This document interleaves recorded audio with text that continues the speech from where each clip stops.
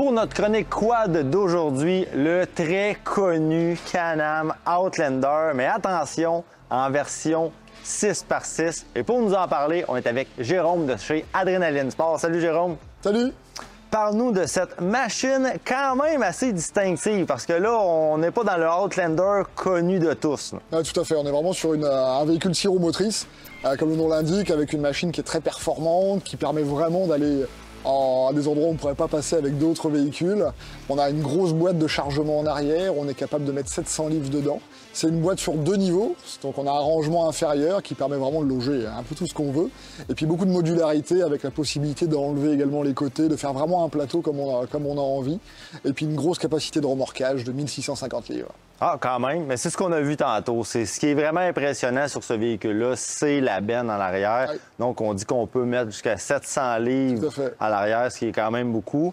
La dimension est très intéressante aussi. Les côtés, de chaque côté, tout s'enlève. Donc, on peut avoir vraiment une plateforme si on a des trucs un petit peu plus gros à mettre, plus large. Oui. Normalement, ça rentrerait pas. Oui, tout à fait. Il n'y a pas de limite, en fait, au niveau... On peut s'équiper pour le camping, partir pendant plusieurs jours avant d'avoir vu le bout de ce qu'on peut mettre à l'arrière. Exactement, puis on est sur un vrai 2 places homologué avec un siège qui est amovible.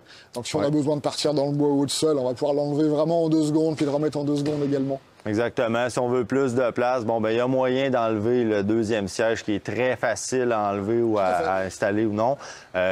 Puis c'est comme tu dis, c'est homologué pour le sentier fédéré. Et donc, il n'y a pas de problème. C'est un vrai 2 places, légal en sentier fédéré. Très confortable, ce système-là, vraiment très confortable.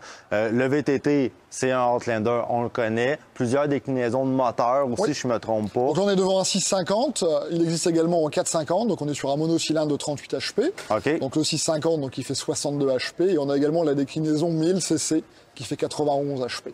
OK, il se fait également dans le 1000. Donc, on a vraiment une machine très performante là, pour affronter à peu près tout. Là. Exact. Parce que le système qu'on a, c'est en tout temps, les 4 roues arrière fonctionnent. Exact. On peut le mettre en 6x6 et c'est le système Can-Am, donc c'est le même Viscola qu'on retrouve sur un Outlander ordinaire. C'est ça, qui va se barrer automatiquement pour envoyer plus de torque ou plus de HP sur la roue qui va en avoir besoin.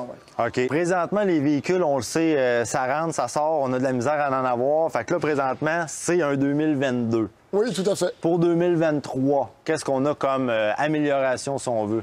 Au niveau des améliorations, on va avoir changé la signature visuelle. Donc, on est sur de la DEL au lieu d'avoir de l'halogène. Okay. Donc, ça va être plus sécuritaire parce que le faisceau va être plus puissant. Et puis, on a également changé les mags. On est passé de 12 à 14 pouces. Donc là, on est présentement devant le véhicule d'un client. Ces pneumatiques-là ne sont pas d'origine. C'est un exemple. Ça, ils ont été changés pour ses besoins à lui. Mais fait que là, 2023, on arrive avec du 14 pouces. On le sait, chez Can-Am, on peut changer si on a mieux des mags, des roues d'acier, on a à peu près tout. Là. Oui, exact. Parfait.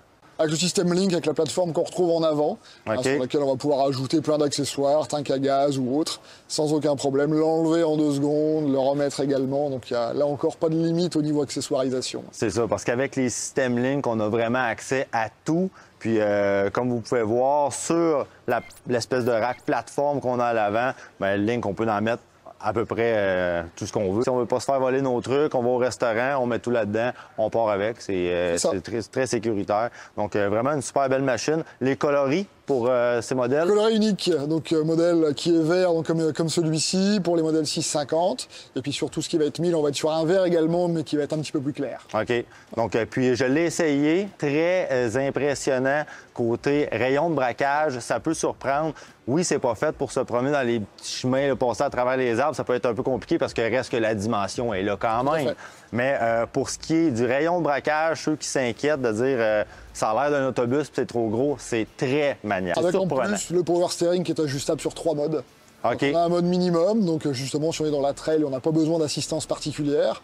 Un mode intermédiaire, donc qui est le médium. Puis il y a le mode maximum qui va permettre avec 2 doigts de faire bouger le volant, soit filer un peu plus facilement entre les arbres. Parce que ça reste quand même une machine de travail. C'est ça. Excellent. Donc, si vous voulez plus de détails, on vient vous voir. Vous êtes situé où? Alors, donc là, on est à Québec. On a également donc Adrénaline à Clermont, Saint-Georges, Montmagny, puis TY Moteur à Lévis et Saint-Raphaël. Donc, Adrénaline Sport, TY Moteur. Merci beaucoup, Jérôme. Avec plaisir. Et pour vous, bien, on se revoit très bientôt. Ce segment vous a été présenté par Adrénaline Sport et TY Moteur.